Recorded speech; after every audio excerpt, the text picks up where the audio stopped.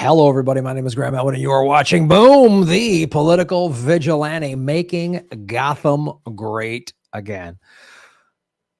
We have been talking about the Epstein case since the summer himself with a paper t-shirt. And now, since the Maxwell trial, which started it was like 3 weeks long. It was November, December of 21 in there. Very quick trial, very little coverage of the trial. We've seen how all of these peculiar things start happening in the Epstein world, and they get so quickly covered up, right? Jean-Luc Brunel, who was arrested around in the spring this year, nobody talked about it. Oh, we were talking about Ukraine and all that. Oh, okay. Ukraine's important, but the media can't talk about two things at once. They can only talk about one subject. That's a 24-hour news cycle that can never, We've shown you all the videos, how Maxwell, on May 2nd or whatever, when the SCOTUS Roe v. Wade memo was leaked, that was the day Judge Allison Nathan decided to limit the maximum amount of years Ghislaine Maxwell could be sentenced, right? We showed you she got 20 years.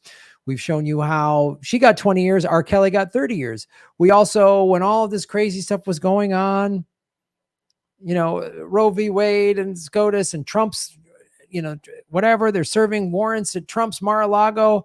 Ghislaine Maxwell has been moved to a low security prison in Florida.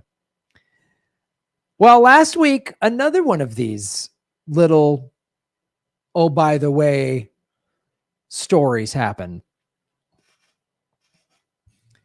Steven Hoffenberg, who worked with Jeffrey Epstein and was behind one of the largest Ponzi schemes ever found dead at his Connecticut apartment. August 25th. That was last week. Weird. And nothing. The corporate media will found dead. And then and the article, I went to this BNO News and it's a page long maybe on a website. It's not that and they just do that standard thing of saying, oh, we covered it, which is just like they just hit some quick bullet points and then move on. No one's asking any questions about this. You'd think they'd be screaming about Jean-Luc Brunel dying in prison.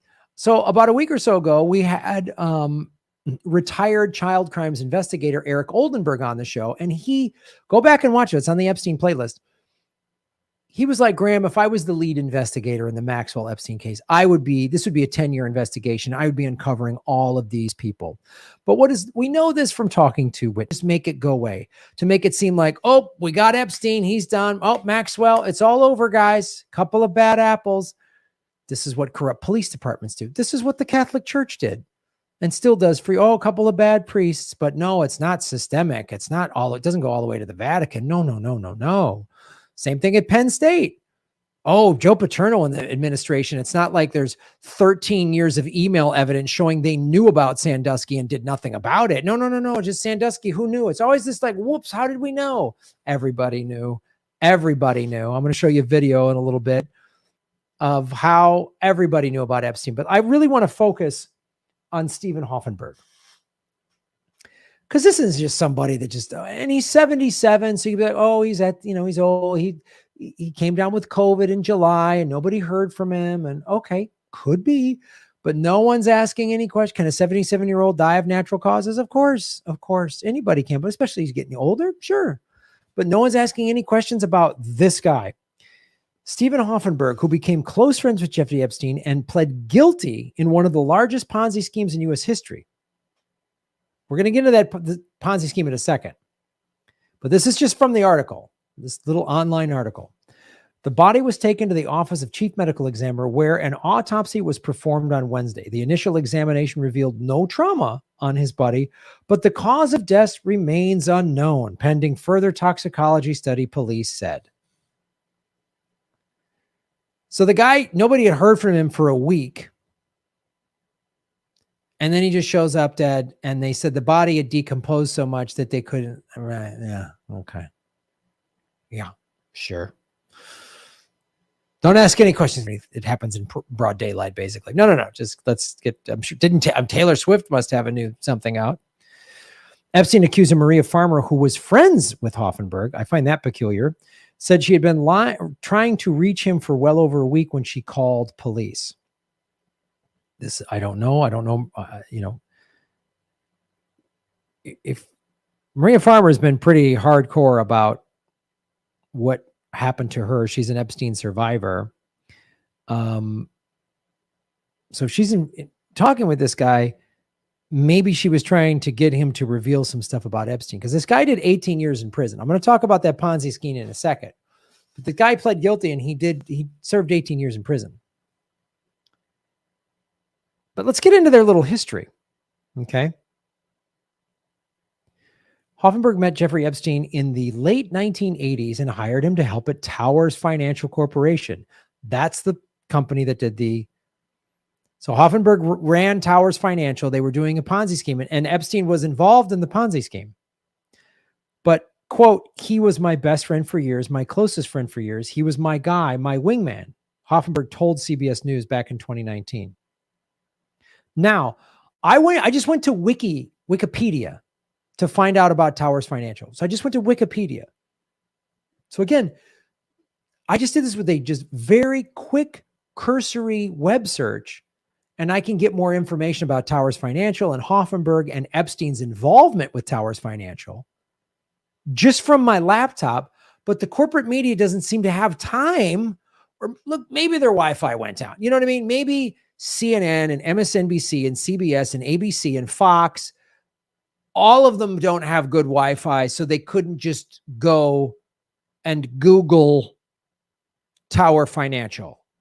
I'm giving them the benefit of the doubt. This all seems very realistic. Anyway, Jordan Peterson, right? He said something crazy. Can you believe it? This is from Wikipedia. Hoffenberg hired Jeffrey Epstein in 1987 to help with the Towers Financial Corporation. And again, I encourage you to go look up Towers Financial and look up Hoffenberg on Wikipedia. And there's all these links you can click for more articles and stuff. Again, I know Wikipedia isn't some like source of truth, but if it's on Wikipedia, you know there's some. The reason, like we use Wikipedia on government secrets to show you that there's information just readily available out there through Freedom of Information Act documents and whatever. And even though Wikipedia likes to whitewash stuff or downplay stuff, if it's on Wikipedia, imagine what's actually out there. That's why I go there. Hoffenberg set up Epstein in offices in the VR houses in Manhattan and paid him $25,000 per month, which is the equivalent of 60 grand. 25 grand a month is pretty good salary. There's people living on 25 a year. The equivalent of 60 grand a month for his consulting. He was a consultant. Now, we've talked about numerous times on this show. One of the things Epstein did was he had a hedge fund, which was a fake hedge fund. So one of the reasons when we know this is how Epstein worked, right? So he'd have these parties in New Mexico and wherever, and his filthy, disgusting island, and there'd be powerful people there, usually powerful men. And then Epstein would go, now we got you on camera. We're going to need this and this. And a lot of times they would invest. It was uncovered after Epstein died in 2019 that his hedge fund was a scam, right? So there is a pattern here. And again, when you talk about Epstein, we're going to talk about it's always the fashion industry, investment, banks, and the intelligence community. Why do I bring that up? Because here's more quotes from Hoffenberg that were listed in Wikipedia. Again, I didn't get this from some Epstein conspiracy site. I went to Wikipedia. Hoffenberg stated that he didn't turn in evidence against Epstein, mentioning Epstein had, quote, had traction with the United States Department of Justice. This is Hoffenberg's words. And stated further, you cannot grasp the magnitude of Epstein's controlling effect.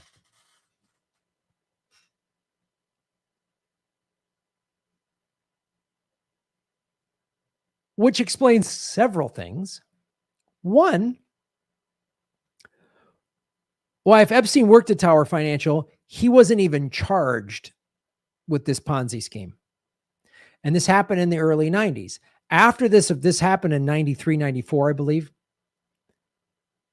It was around that time, 94, 95, 96, when Epstein and Ghislaine Maxwell were invited to Bill Clinton's White House. So the Clintons didn't do any background checks. How could they know? Come on. There's no way you're that dumb. But again, more quotes from Hoffenberg in Wikipedia. He, meaning Hoffenberg, paints a picture of Epstein's long-term ability to avoid justice, stating this was enabled by being, quote, needed by the CIA or FBI for intelligence because it was manipulating the American intelligence for the overseas organizations. These are Hoffenberg's words. That's the second. Acosta said this. Hoffenberg says this. Whitney Webb, we've had her on the show, goes very deep into how this is tied to the intelligence community. How do you work at a Ponzi scheme financial company and you're not even mentioned, you're not even interrogated, you're not even questioned, there's not even just a minor charge for Epstein?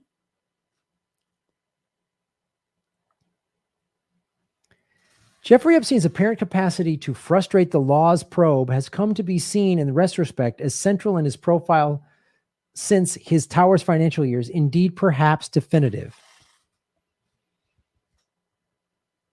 Epstein keeps avoiding the law for years. So that's when Acosta in 2009 gives him that 18 months hanging out in some country club jail where literally he was allowed to leave during the day. And there's flight logs showing he got on his Lolita Express while technically serving time. So why Hoffenberg's death is significant is numerous reasons. One, just his ties to Epstein, even if it was, he died of natural causes, just his ties. But it begs the question, how come more names aren't coming out? We talked to a retired child crimes investigator, Eric Oldenburg, who said, Graham, there's no way these people acted alone. In his 24 years of being a detective with the Phoenix Police Department, he never saw anybody acting alone. They never act alone. There's always more people involved. He goes, whenever we met or busted a guy, we would always start. I wanted to talk specifically about Tower Financial is because there's all these ties to big money. Okay, here's Epstein, right? There's Jess Staley, the former CEO of Barclays, who also was head of JP Morgan Chase.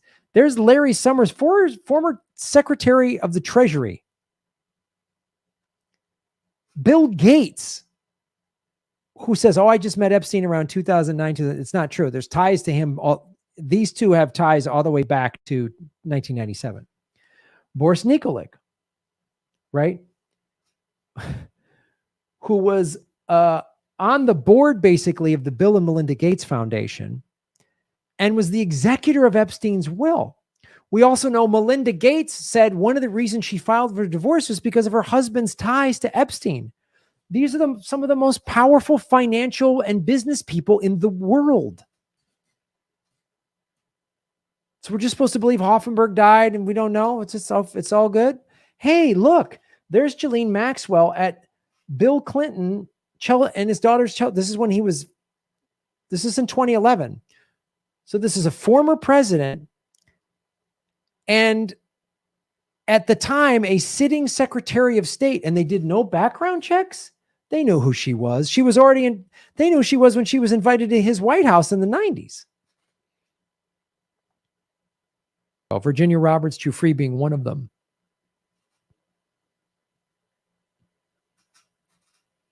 Look at them. They're all friends.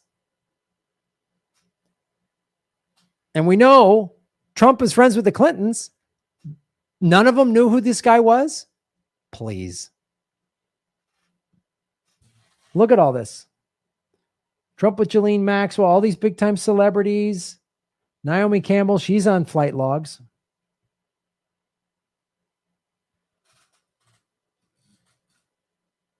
Oops, here's Ghislaine Maxwell with Prince Andrew. There's Jeffrey Epstein. There's Maxwell. There's Prince Andrew.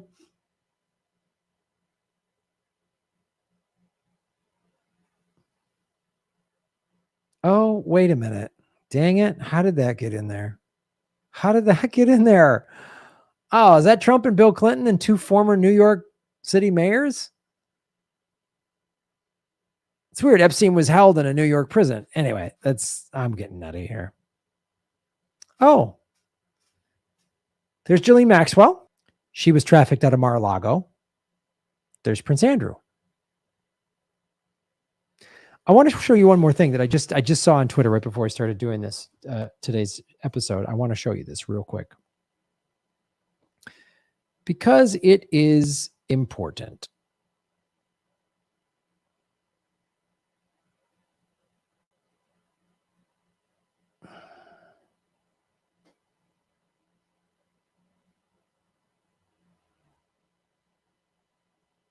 This is a video with Cindy McCain talking about Epstein.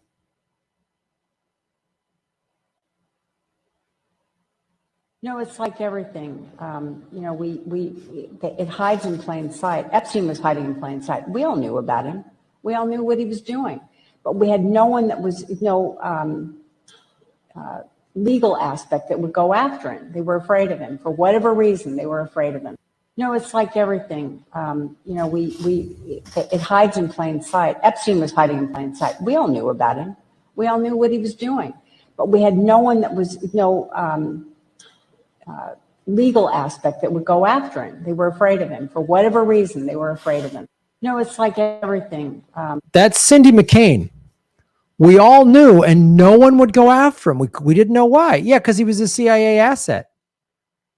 That's why. And he's tied to the most powerful people in the world. That's Cindy McCain, Senator John McCain's wife, presidential candidate 2008, John McCain.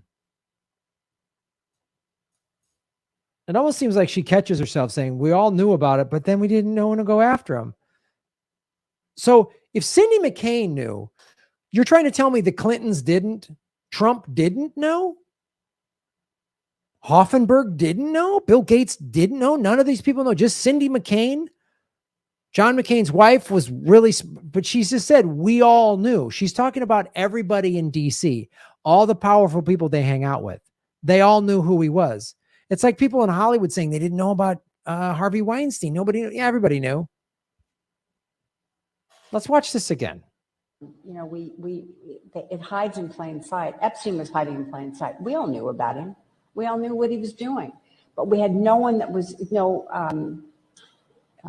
legal aspect. We all knew what he was doing.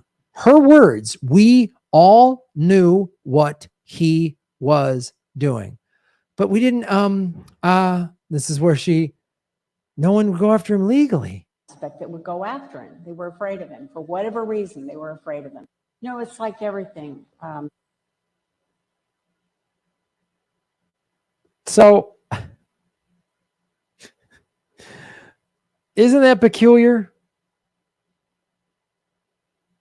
Isn't that peculiar? More obvious connections, more questions that they're going to deliberately try not to answer and distract us with whatever the fight. We got another rocket ship happening, whatever. Is a new war to talk? Is there another war to go after? Whatever. What do we got? Yeah. Yeah. We don't have water for Mississippi. We just sent another $3 billion to Ukraine. We can't even fix our own citizens. And we can't investigate this very obvious.